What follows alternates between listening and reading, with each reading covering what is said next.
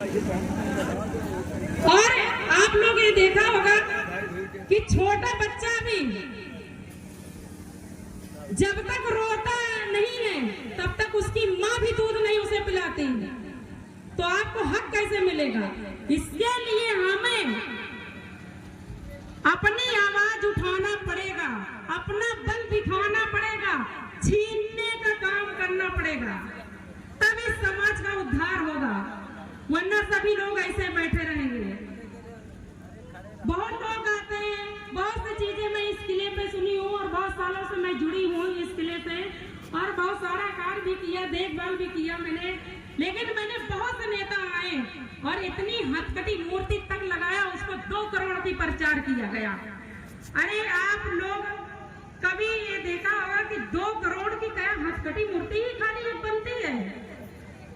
जब यहाँ पे इतनी बड़ी हथकटी मूर्ति 2 करोड़ की बन सकती है, तो महाराजा मायापासी की इतनी भव्य मूर्ति जो बनी है तो ये कई करोड़ की होगी। ये हमारे समाज का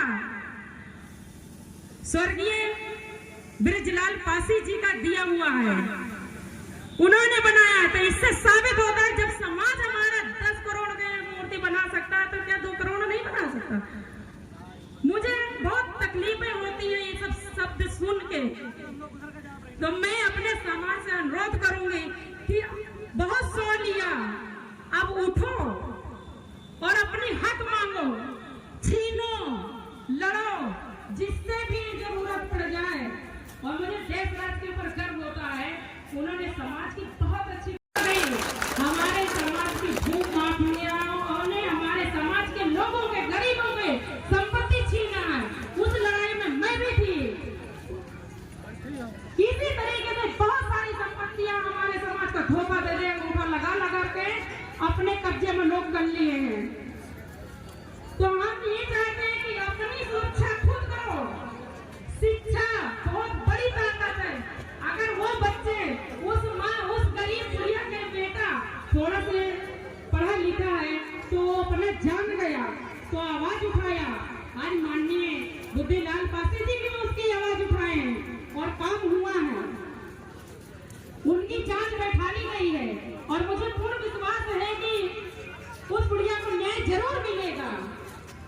यही जगतपुर की शांति पासी जी की संपत्ति छीनी गई, धोखे से उसका मकान तक अंगूठा लगवा लिया गया है। भाई कौन सा नेता देता है कि 3 लाख की कॉलोनी, विधवा कॉलोनी है? हमने तो कहीं नहीं सुना।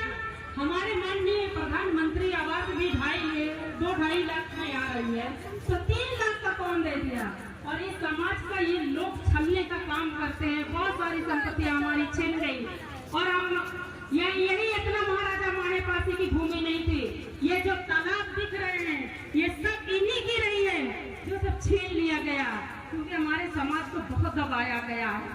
मेरे भाइयों, मेरी माताएं, मेरी बहनें, हम यही करेंगे, ये अनुरोध करेंगे, अपनी हक की लड़ाई लड़िए, छोटी छोटी लालच बंद करिए, अपने बच्चों को शिक्षित करिए।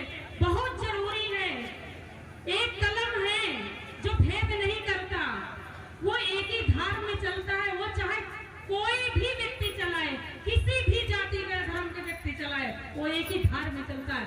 जब कलम भेद नहीं करता तो हम तो हमें कलम की ताकत लेनी होगी, बहुत जरूरी है। भूखे रहो, कैसे भी रहो, कुछ भी करो, लेकिन अपने बच्चों को शिक्षित जरूर करो। हमारे समाज एक चीज और है कि मैं अपने क्षेत्र में देख रही हूँ, ऊंचाहार विधानसभा या सलवन विधानसभा, दोनों को मैं देख रही हूँ, बहुत सारी घटनाएं हो रही हैं, समाज में ही हो रही हैं। तो मैं उसको भी इस मंच के माध्यम से कहना चाहूंगी कि आप लोग आपस में लड़ना झगड़ना बंद करें और हमारे समाज का खोखला एक बुरा कोई मत मानना। और सच्चाई मैं कहूंगी, ये जरूर है कि बहुत लोगों को बुरा लगेगा, लेकिन हम अवश्य बोलूंगी। आज हमारा समाज यहाँ पे जो बड़ा है, चाहे हमारे पूर्वज हो, चाहे हमारे राजा महाराजा हो, चाहे हमारे आज के भी बूढ़े बुजुर्ग हमारे पुरखे हो, सबने अगर मेरा समाज गया है तो वो खराब है।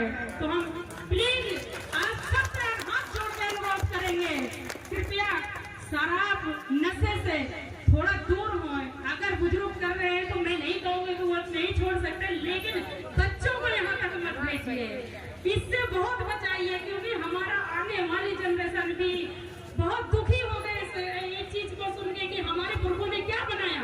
भाई आज तो हम कहते हैं हमारे राजा महाराजा थे, और ये सत्य है, हमारा सब चीज प्रूफ भी है, सभी लोग जान रहे हैं, आज अपना इतिहास जान रहे हैं, लेकिन आगे की आने वाली पीढ़ी हमारी सुरक्षित कैसे रहा है उस पर विशेष ध्यान रखने की जरूरत है।